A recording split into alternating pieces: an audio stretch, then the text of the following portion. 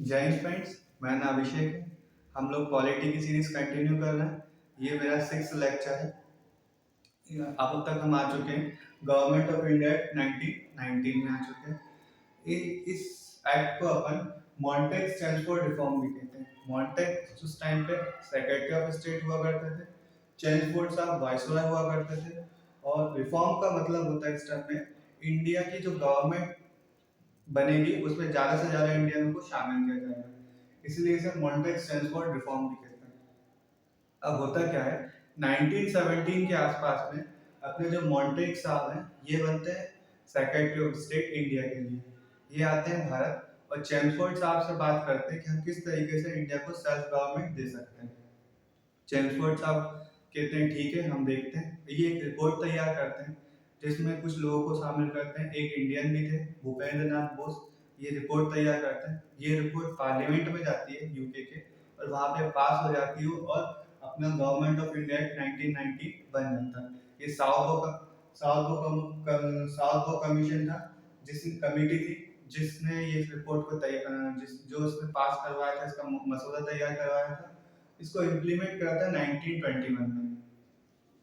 अब इसको बनाने के लिए जो उनकी तरफ से पक्ष था कि इसको एक्ट को पास करने के बाद इंडिया में जब लागू होगा तो हम मोर रिस्पॉन्सिबल गवर्नमेंट बनाएंगे जो आपके लिए रिस्पॉन्सिबल होगी, गवर्नेंस के लिए रिस्पॉन्सिबल होगी। अब हम देख चुके थे कि इंडिया में अब कोई सी भी पॉलिसी आ रही थी वो रिएक्शनरी बेसिस पे थी, मतलब भारत में जो चल रहा था उसके हिसाब से लॉ बनाए जा रहे थे ताकि वो जो सिचुएशन है उसको अच्छे तरीके से हैंडल किया जा सके और उनका जो कंपनी का जो रूल है वो आगे तक एक्सपांड किया जा सके। इसी कड़ी में 1919 का एक्ट भी आया था। तो कुछ हिस्ट्री में कुछ हो रहा होगा जिसके रिपोर्ट रिजल्ट में ही आया होगा, तो देखते हैं। 1914 में वर्ल्ड वॉर 1 शुरू होता है। उस टाइम पे जो सबसे बड़ी पावर जो उचक रही थी वो थी जर्मनी। जिस तरीके से आज के समय में हम देख सकते हैं चाइना उचक रहा, उस टाइम पे जर्मनी उचक रहा था। जर्मनी कह रहा था हम वजनदार हम वजनदार हम वजनदार, जिस तरीके से आज के टाइम में चाइना बोल रहा है। तो आज के टाइम में अगर आप देखोगे चाइना को जो काउंटर कर रहा है, जो इस टाइम पे चौधरी बना हुआ सबसे वजनदार पार्टी है, वो है अपनी कौन, यूएस। यूएस की जिम्मेदारी हो जाती है कि अगर कोई उचक रहा है तो उसे शांत करा जाए, बिठाया जाए, चुप बैठवा, है ना। उसी तरीके उस टाइम पे जो वजनदार पार्टी हुआ करती थी वो हुआ करती थी यूके, है ना। यूनाइटेड किंगडम उस टाइम पे वजनदार देश हुआ करता था। इनने एक ग्रुप बनाया, अलाई ग्रुप, और जर्मनी के साथ युद्ध करा और जर्मनी को हरा दिया। 1918-19 के आसपास में वर्ल्ड वॉर 1 शांत हो गया। ट्रीटी ऑफ वर्साइल्स आखिरी थी जिसके बाद में वर्ल्ड वॉर 1 शांत माना जाता है, बंद हो गया था। तो इससे हमें क्या लेना देना। उस टाइम पे हम पे जो राज कर रहे थे वो थे यूके। इंग्लैंड ही तो हम पे राज कर रहा था। तो किसी भी युद्ध को लड़ने के लिए दो तीन चीजें तो मेन चाहिए, एक तो पैसा और दूसरा सैनिक जो लड़ेंगे, है ना। तो दोनों का जो रिसोर्स चाहिए होते हैं वो इंडिया को पूरा करके देता था। जहाँ से पैसा टैक्स वगैरह लगाते वो उनका फंडिंग हो रही थी और यहाँ के सिपाहियों को लड़ने के लिए ले जा रहे थे। तो भारतीयों को खुश करने के लिए उन्होंने बोला कि हम आपको सेल्फ गवर्नमेंट देंगे। ये सेल्फ गवर्नमेंट वाली बात यहाँ से निकल के आती है ना, कि हम लोगों ने प्रॉमिस करा था कि हम सेल्फ गवर्नमेंट देंगे, आपको आजाद देश देंगे। आजाद देश इन सेंस कि आपकी foreign policy, military military foreign policy हम देखेंगे, आपकी मिलिट्री हम देखेंगे, बाकी आप राज कर लेना अपने हिसाब से, सेल्फ गवर्नमेंट का फॉर्म, जो कांग्रेस की भी डिमांड थी। आगे चलकर कांग्रेस की भी डिमांड हो जाएगी होम रूल मूवमेंट। अब 1916 में होम रूल मूवमेंट चालू हो गया था। इस टाइम पे मुस्लिम लीग और कांग्रेस इकट्ठे हो चुके थे। इनकी भी डिमांड थी सेल्फ रूल। अब इसमें अपन देखें तो एक चीज देखें, भारतीय भी उस टाइम पे मान रहे थे कि हम अंग्रेज लोग अच्छे लोग हैं, तभी तो सेल्फ रूल, एक हिसाब से देखा सेल्फ रूल सेल्फ गवर्नमेंट जो चाह रहे थे उसमें फॉरेन पॉलिसी और मिलिट्री आप रख लो, बाकी पूरा देश हम संभालेंगे, इंटरनल मैटर पूरा हम संभालेंगे। मतलब देखा जाए तो कांग्रेस सब्सिडरी अलायंस साइन करना चाही थी यूके के साथ में। और ये 1914 वॉर 14 का जो वॉर था उसको उसमें उसके बाद में, है ना, जो यूके थे उन्होंने इस चीज का प्रॉमिस भी कहा था, हाँ ठीक है दे देंगे हम भी। एक 1916 में मेसोपोटामियन कमीशन आया था, उसने कहा था भारत में जो गवर्नमेंट काम कर रही है वो इनसफिशिएंट है, ये भी सही बात थी। ये सब बैकग्राउंड हुआ करता था। इन सबको रिजल्ट में आया अपना गवर्नमेंट ऑफ इंडिया एक्ट 1990, जिसे अपन मॉन्टेग स्टैनफोर्ड रिफॉर्म भी कहते हैं। इस बिल की जो खास बातें थी वो कुछ इस प्रकार से थी। सबसे पहले इन्होंने कम्युनल जो इलेक्टोरेट हुआ करता था उसको बढ़ाया। 1909 में ये सेपरेट इलेक्टेड लेके आए थे मुस्लिमों के लिए। उनने इसका नतीजा देखा।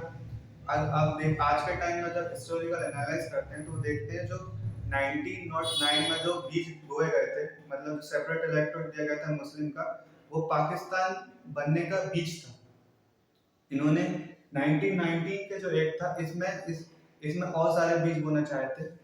मतलब कि इन्होंने सिख जो हुआ करते थे पंजाब में उनके लिए बात करी, हम आपको सेपरेट इलेक्टोरेट देंगे।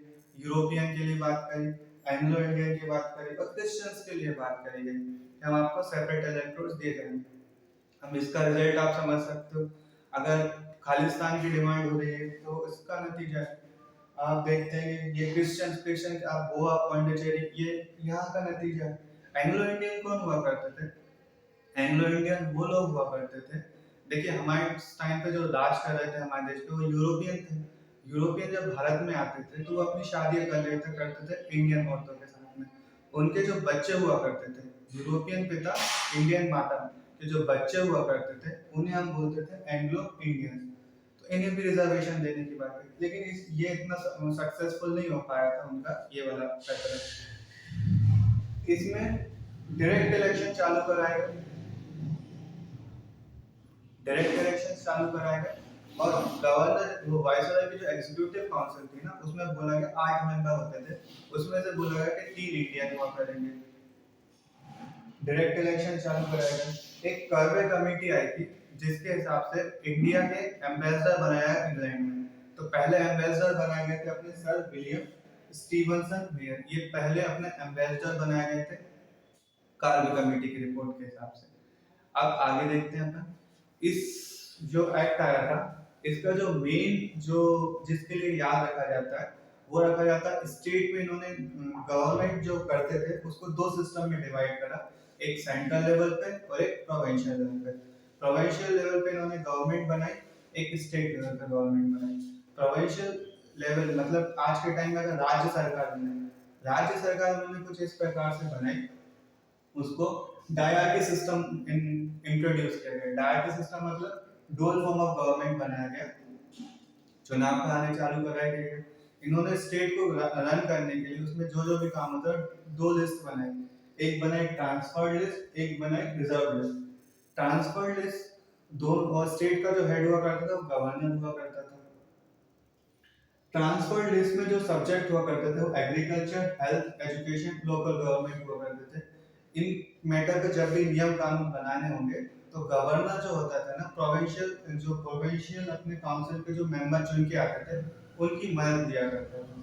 और जबकि जब उसे ट्रांसफर्ड लिस्ट के बाद जगह रिजर्व लिस्ट में अगर कानून बनाना होता था जिसमें अपने आते थे जो सब्जेक्ट आते थे डिफेंस, फॉरेन कम्युनिकेशन, तो गवर्नर ये जो चुन के आते थे इनसे बात नहीं करता था, उसकी खुद की काउंसिल हुआ करती थी, काउंसिल की मदद से वो बना दिया करता था इनके लिए नियम, है ना। आप ऐसा समझ सकते हैं गवर्नर साहब हुआ करते थे। ग्रुप ऑफ मिनिस्टर्स चुन जब ट्रांसफर्ड लिस्ट बनाते थे, जब मंत्री लोग आते थे ये चुन के जो आते थे इस सब्जेक्ट में जब लिस्ट बनाना होता तो वो कहता था आइए साहब बैठिए, छोटू चाय लेके आऊं साहब के लिए, इस तरीके से ट्रीटमेंट होता था। जब इस सब्जेक्ट के लिए आप लिस्ट बनाते थे तो ये आता था तो पहचानने से मिलता था कौन हो तुम, हम नहीं जानते, इस टाइप का बिहेवियर हो जाता था। अब मेन चीज जो आप देख सकते हैं अगर आपको देखना हो कि किसके हाथ में पावर है तो वो देखते हैं पैसा कैसे तरीके से खर्च करना, मतलब किसके हाथ में पैसा खर्च करने की ताकत थी। तो स्टेट का जो बजट हुआ करता था उसका 70% नॉन वोटेबल मतलब गवर्नर डिसाइड कर लेगा काउंसिल की मदद से उसकी कि किस तरीके से खर्च करना है, और 30% मतलब वोटेबल हुआ करता था। वोटेबल मतलब कि ग्रुप ऑफ मिनिस्टर से राय ली जाएगी, भैया यहाँ पे सड़क सड़क बनवा ले नहीं बनवाए आप बता दो, यहाँ पे स्कूल खोले नहीं खोले, यहाँ पे अपना हॉस्पिटल खोले नहीं खोले, ये सब बातें पूछ ली जाती थी और इनकी इच्छा से। और ये तो ठीक है लेकिन इसमें भी वीटो पावर हुआ करता था गवर्नर के पास, मतलब उसकी इच्छा ये 100 में से 30 रुपए देने हैं, अगर उसमें से कुछ लगता है कि नहीं ये सब नहीं देना तो उसके भी वो वीटो पावर से मना कर सकता था। इस तरीके से स्टेट गवर्नमेंट रन होने लगी। राज्य सरकार इस तरीके से जो मेन प्रोविंसेस थे उनको इस तरीके से गवर्न करने लगे। फिर उन्होंने स्टेट गवर्नमेंट किस तरीके तो हो गया। अब सेंट्रल गवर्नमेंट किस तरीके से रन की जा रही थी वो देखते हैं। सेंट्रल गवर्नमेंट को रन करने के लिए इन्होंने इंपीरियल लेजिस्लेटिव काउंसिल बनाया। ये बाइकैमरल बना है। बाइकैमरल मतलब दो सदनी। जैसे आज के टाइम में देखें लोकसभा राज्यसभा, उसी टाइम पे उसी की तरह यहाँ पे भी इन्होंने bicameral lower house upper house. Lower house जो होता था उसको इन्होंने नाम दिया सेंट्रल लेजिस्लेटिव असेंबली, हमारा लोकसभा। इसमें 145 मेंबर हुआ करते थे, जिसमें से 104 इलेक्टेड थे, बाकी बचे 41 नॉमिनेटेड हुआ करते थे।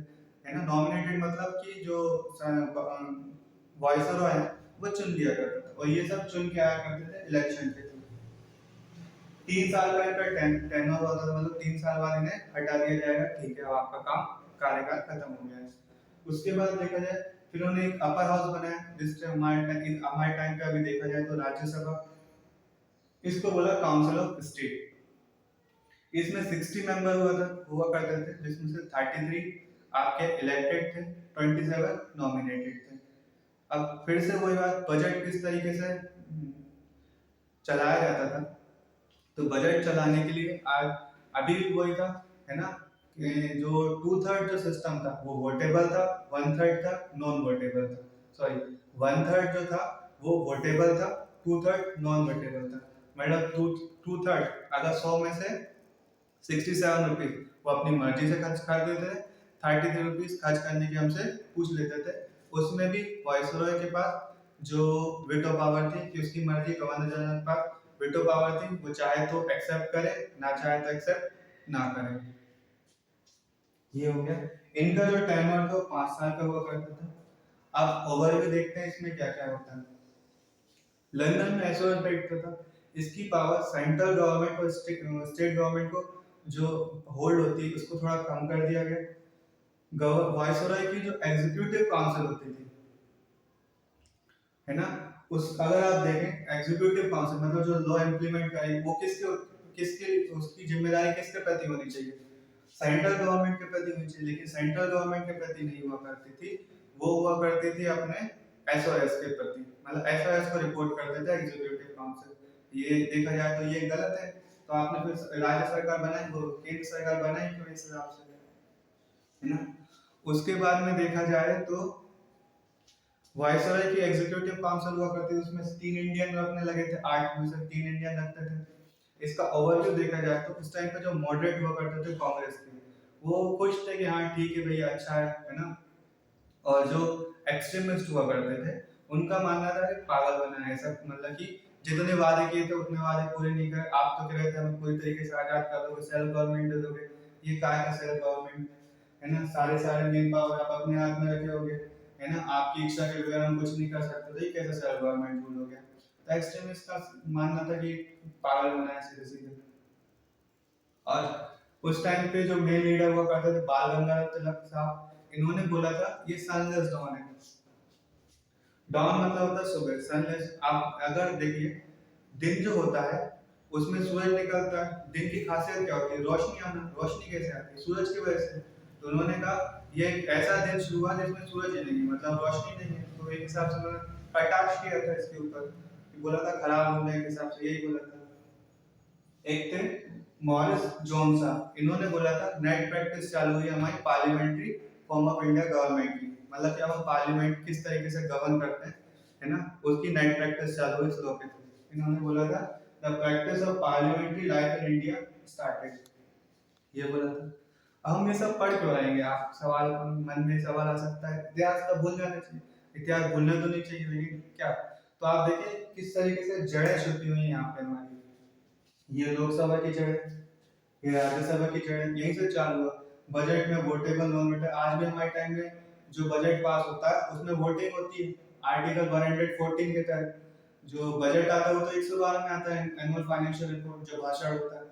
जो आखिरी में वोटिंग होती है 114 के थ्रू, उसी में पता चलता है कौन कौन सा पैसा निकलेगा, कौन कौन सा नहीं निकलेगा। यहाँ पे जड़ देख सकते हैं। डायरेक्ट इलेक्शन हम जो कराते हैं उसकी जड़